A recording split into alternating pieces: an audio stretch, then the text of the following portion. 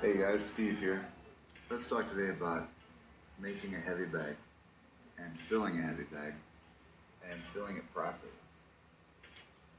We're going to fill this heavy bag with sand in its central column. It's going to evenly distribute the weight. At the base of the bag that I had made at a local upholstery shop, it was cheap, by the way. They had some experience making bags, so I felt comfortable that they could pull it off. It takes a lot of abuse, so make sure that they have some experience if you go to your local upholstery shop. I normally put just one central column, a cardboard column down the center, about 2.5 inches in diameter or so, depending on the size of your bag and the weight you're planning. But in this case, all I found were these 3 tubes that were damaged.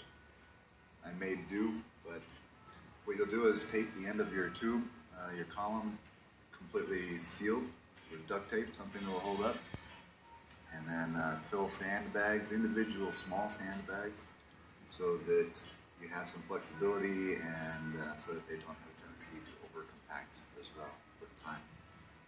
Once you get that central column filled with sand, you can take your bag and fill the base with something nice and solid.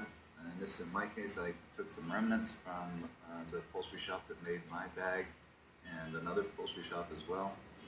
And then a trick to the filler, where to find it and a good source for it, at least what worked out for me, is go to a hotel.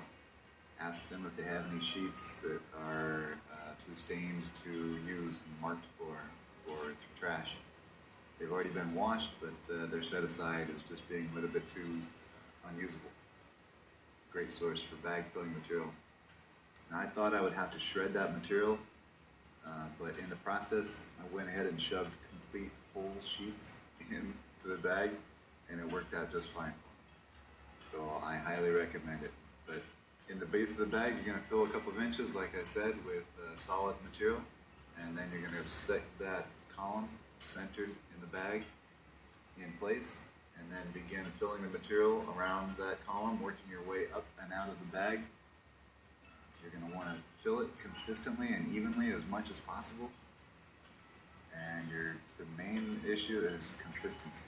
You're going to want to pack it down so that it doesn't settle too much with time, but you're not going to want to pack it down so much that it becomes too rigid and too hard to be comfortable to use and safe to use. In my case, I had a concrete ceiling.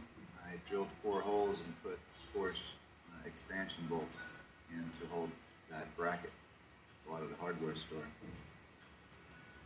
Once you get the bag completely filled, I hung mine with a carabiner. In my case, it's going to double as a hammock chair location.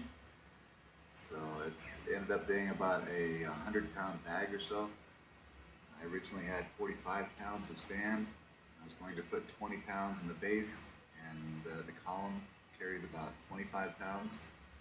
But I ended up going with just the column alone because of the size of the bag, and you'll see the dimensions in the description. The size of the bag with all the material of filler alone with that column of 25 pounds was enough to make it a 100-pound bag, which is probably about 20 pounds more than it needs to be, really. I like about an 80-pound bag so it moves. Alright guys, well, this is how I made my bag and where I made it. You'll see some more details in the comments and below.